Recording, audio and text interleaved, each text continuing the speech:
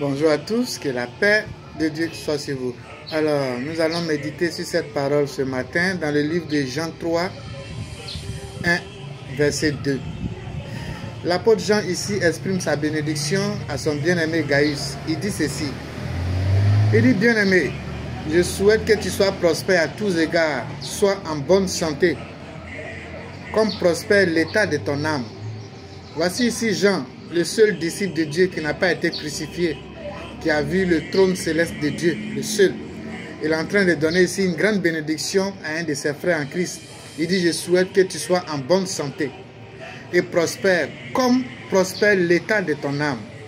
Donc ici, dans ce verset, Jean veut nous donner ici qu'il y a deux dimensions de bénédiction. Il y a deux dimensions de prospérité, il y a deux dimensions de santé. Il y a la santé intérieure qu'on appelle la santé de l'âme, qui influence sur la santé extérieure qu'on appelle la santé du corps. Il y a la prospérité et la richesse de l'âme, qui influence sur le corps, sur l'extérieur qu'on appelle la richesse matérielle. Donc quand Dieu veut nous bénir, il nous donne ces deux bénédictions-là. La bénédiction de l'âme et la bénédiction extérieure du corps. Mais ici, regardez quelle bénédiction Jean est en train de donner à Gaius ici. C'est-à-dire, de tout ce qui est sur la terre, il souhaite deux choses pour Gaius. C'est-à-dire la bonne santé et la prospérité. La bonne santé et la prospérité. Et j'ai médité sur ce verset par rapport à certaines épreuves de la vie. Ce matin, j'ai voulu partager ce bref enseignement avec vous.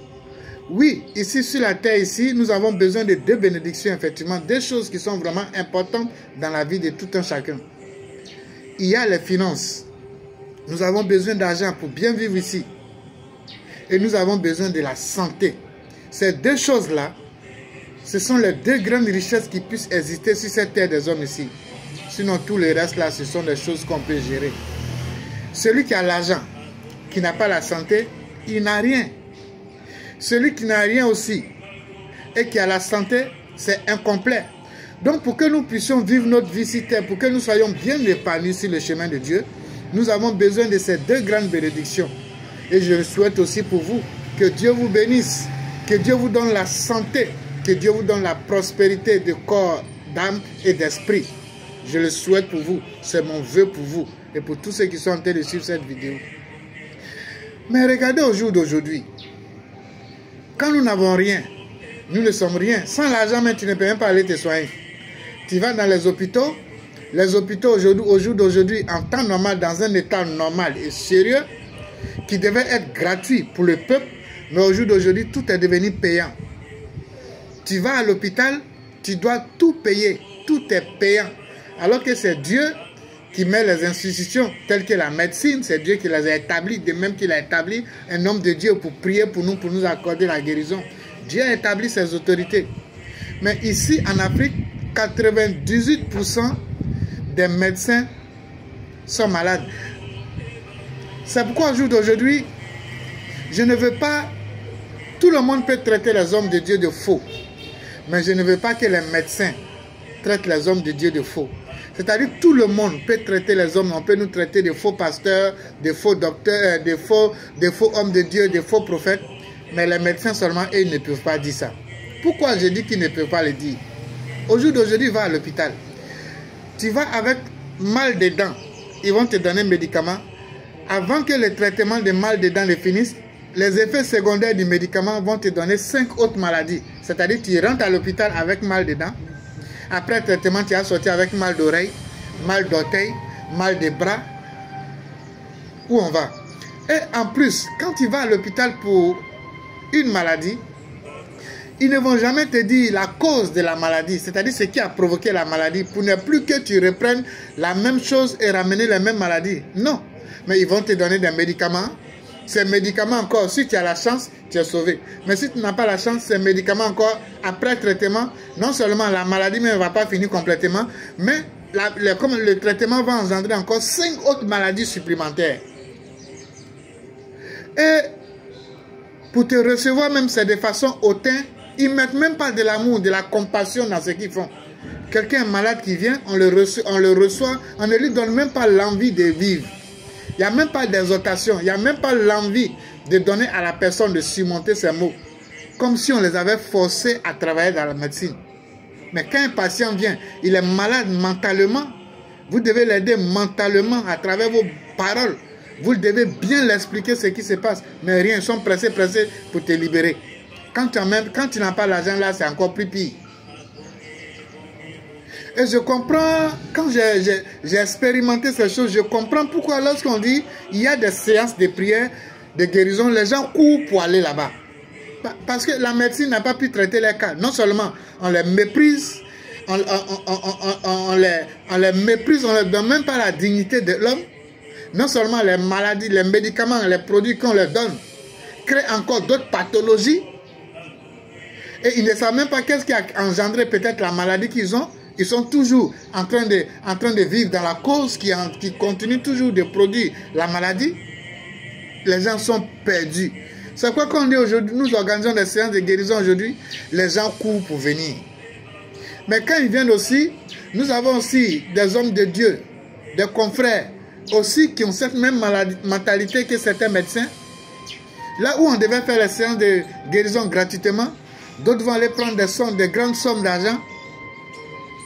Alors que Dieu nous a donné le don de guérison cadeau, de délivrance cadeau, on doit guérir les gens cadeau. C'est un don que Dieu nous a donné. C'est la seule chose que Dieu a dit de donner gratuitement dans le christianisme. Imposer les mains aux malades. Guérissez les malades, délivrez les captifs. Quand vous avez reçu gratuitement, vous devez donner gratuitement. Donc quand les hommes de Dieu viennent vers nous, étant malades, si c'est quelqu'un qui dit non, je veux bonheur, je veux l'argent, tu peux lui dire non. L'offrande apporte offrande de temps. Parce que c'est l'argent qui apporte l'argent. C'est l'argent qui appelle l'argent. Dieu dit jette ton pain à la surface des eaux. Il va te revenir. De la même manière que tu donnes, c'est comme ça que tu vas recevoir. Ça, c'est un autre canevas. Mais en ce qui concerne la guérison, ça doit être gratuit. Quand les gens maintenant, ils sont troublés, ils quittent là-bas dans la médecine qui les a troublés. Ils viennent nous trouver, nous les hommes de Dieu, si nous allons encore les troubler. Finalement, les gens ne savent plus où ils vont. Les gens ne savent plus où ils vont. Parce qu'au jour d'aujourd'hui, tu peux avoir tous les milliards du monde. Mais si tu n'as pas la santé, tu es prêt à investir tes milliards pour retrouver la santé. Donc j'ai compris le bien fondé de ce souhait de Jean à Gaïs. C'est pourquoi je voulais partager ceci avec vous. Pour vous dire, toi qui es en train de m'écouter, toi qui es malade, les hôpitaux n'ont pas pu trouver gain de cause.